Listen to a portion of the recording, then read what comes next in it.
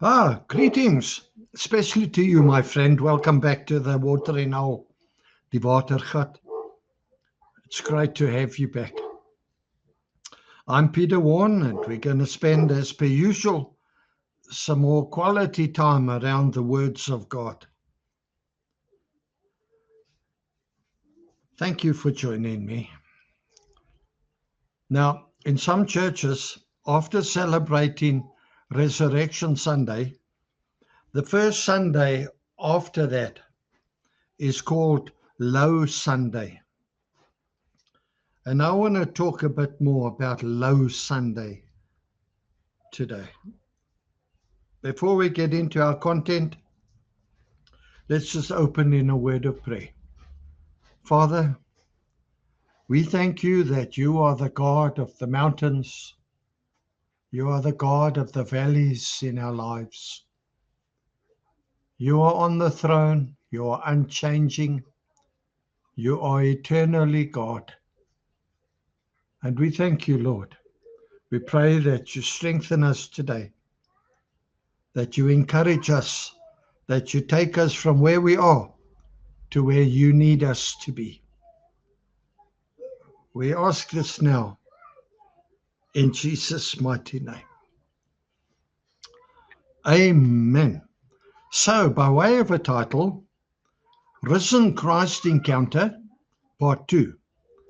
Last message, we looked at how the disappointed disciples on the road to Emmaus were met by the Lord. Suddenly he was with them, and he helped them climb out of the pit of discouragement. While the same Lord is with you. You might not recognize him, but he too will help you climb out of your pit of discouragement. He'll meet you at your point of questioning, at your point of doubting, at your point of fear or failure. Wherever you're at, he'll meet you there. So today, let's start by looking at the conditions for encountering the risen Christ. You see, if you're not recognizing him in your situation, there are things to look at here. Number one, a childlike confidence. These travelers on the road, although they didn't understand much, they had faith. A childlike confidence in Jesus. Now, we often face situations where our childlike faith is more important to us than our unanswered questions. John 13, verse 7 tells us, Jesus answered him, What I am doing, you do not understand now, but afterward you will understand. You see, we don't have to understand everything that God is doing.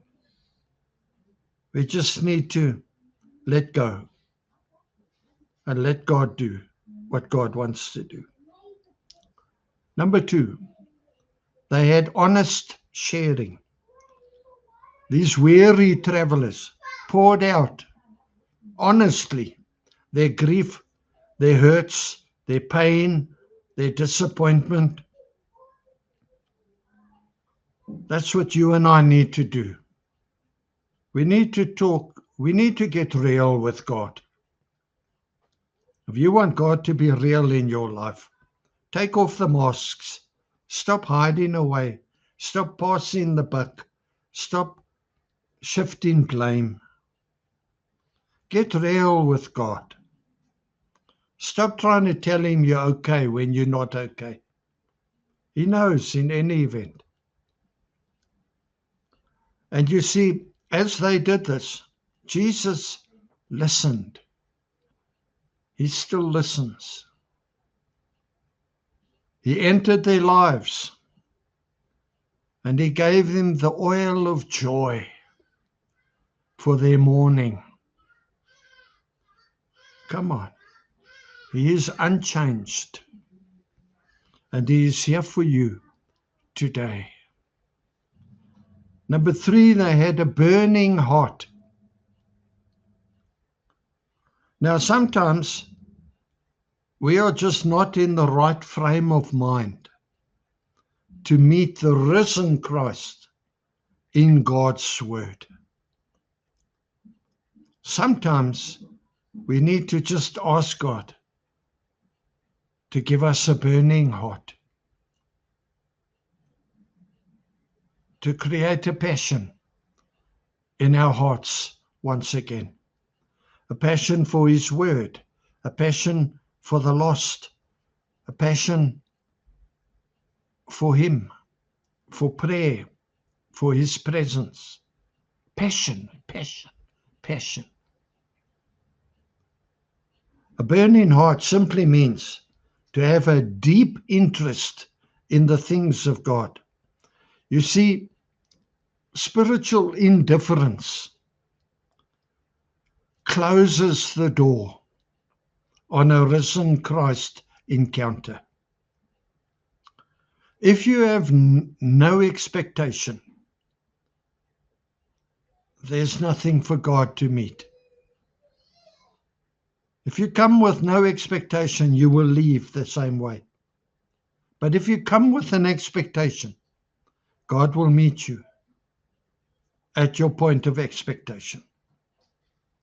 A burning heart is an invitation to him to meet you. We see in the story, after Jesus opens the scriptures to them, there's an opening of the scriptures that their hearts burned within them. You find that in Luke 24, verse 32. So, those are the conditions. Now, the blessings of encountering the risen Christ are wonderful blessings. New courage, a testimony restored.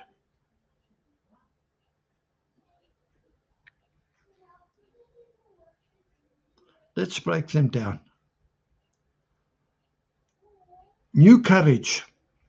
We all know how discouragement and disappointment robs you of your strength, drains you of your courage.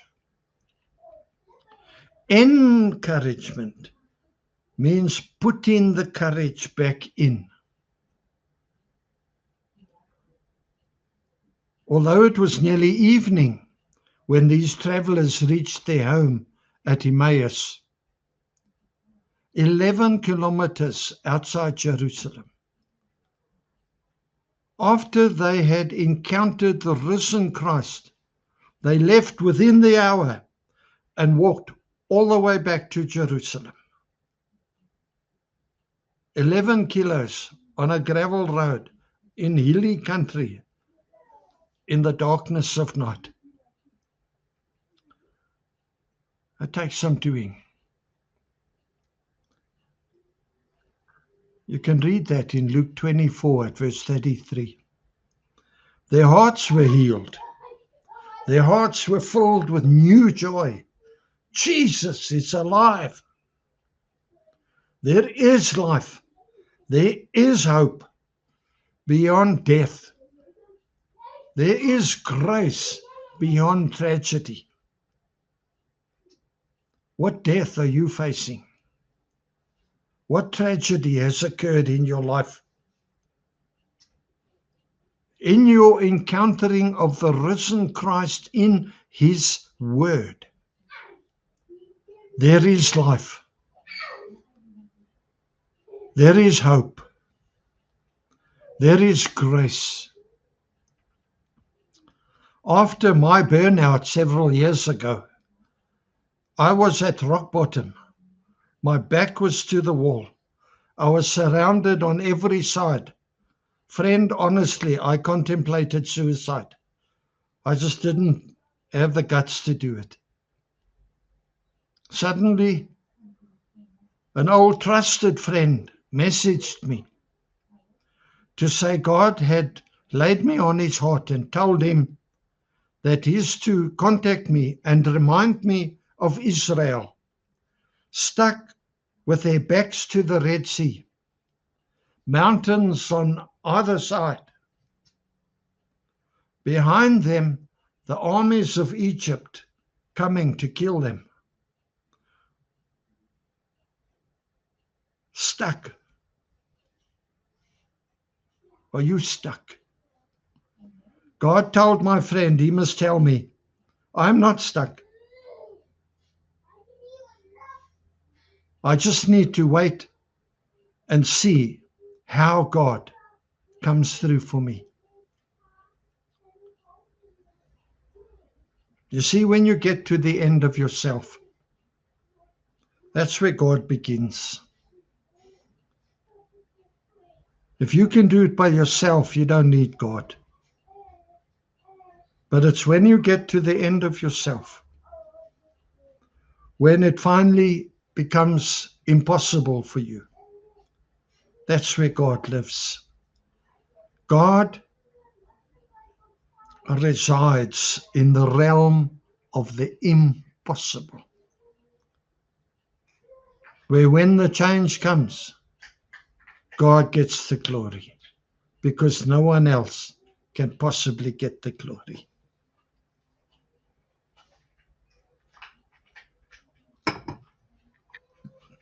As I read that message, God touched me.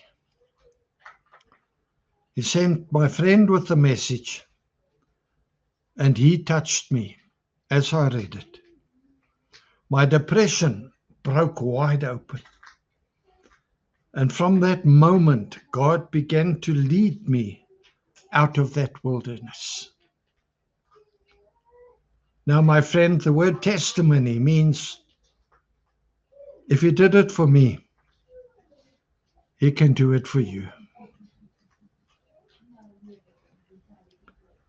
The second thing, the second blessing is a restored testimony.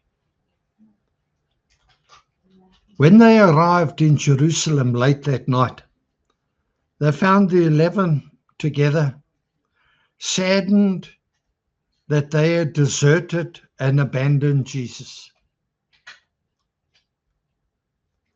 And they were excited to share the story of their encounter with the risen Christ. Luke 24, verse 35. Beloved, are you quick to share your story, your testimony of things that Christ has brought you through? Things that He's fixed, that you believed were unfixable.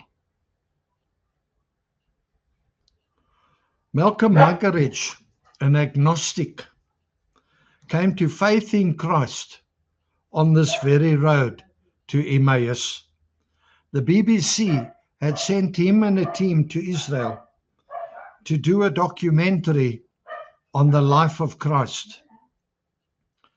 And part of that was he and the team walked this road to Emmaus. He later confessed that no place was as vivid for him as this road to Emmaus. This is what he said. Listen to this. Walking along with a friend, I found myself living unforgettably through the experiences of the two travelers who took the same road shortly after the crucifixion, as described in the New Testament. So much so that I have never again doubted that there is always as on that occasion on the road to Emmaus, a third presence, ready to emerge from the shadows and fall in step with you along the dusty, stony way. Where do you encounter him? Sometimes a song, or a preach, or in the voice of a child, or in watching a little bird bathing in a pool of water. I see him in the delicate painting and design of fine gold and in the tiny wings of a tiny moth. That's where I see the goodness of God, the majesty, the detail. My daughter is adamant that God paints every sunset just for her. Where do you encounter him? When last have you been there? Go back to that place. Quietly in your heart. Just be real with him. Share honestly with him what you are going through. Don't just seek his hand to help you out of it. Seek his face, his relation. Seek his eyes. What is he saying to you? What does he want you to learn? What is he trying to teach you? What is he wanting to change in you from the inside out? Sometimes you might encounter him in the person of a friend, or something your wife says or your husband says. Sometimes just sitting quietly under a tree. Maybe in the shower, maybe on the toilet, maybe as you take a long walk without distraction. Sometimes it comes unexpectedly and in a way that you seriously do not recognize him. Call for him today. Look for him. Don't stop looking and calling until he meets you at your point of need and until he drives the gloom from your life with a restored testimony. You must get back into the Word. It's when he opened the scriptures to their understanding and their spiritual eyes were opened. Ask him about these things. He's a way maker, a miracle worker. That's who he is. That's what he does. So are you on this road to Emmaus? He is there for you. That as you walk, he will fall in step. But you need to keep walking. Don't stop. Don't throw in the towel. Don't give up. Get real with him and ask him about all these things.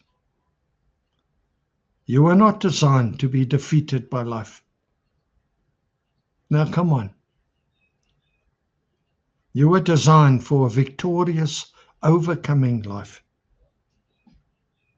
But you need to come into line with his word.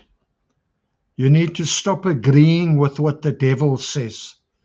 And you need to start agreeing with what God says. And you partner with him in writing this next chapter of your life. And more than anything, thank him for what he has done, what he is doing now, even if you can't see it, and for what he's still going to do. Get real with him. Many times I say to him, Lord, I do believe. Help me in my unbelief. Now let's just pray. Father, you know, Lord Jesus, your resurrection power is available to each one of us. Friend, if you don't know Jesus as your Lord and Savior, you need to put that right today. You need to make a choice. You need to go and see a pastor or some Christian that you trust, and you need to ask them to lead you to Jesus. Without him, you're on your own. With him, you can do all things as he strengthens you. You can come through everything. You grow and learn. Father, you know where we're at. I ask that you help us now. In Jesus' mighty name. Help us to be honest. Help us restore a childlike faith in us, Lord. Restore a childlike faith, a childlike confidence that just helps us to share.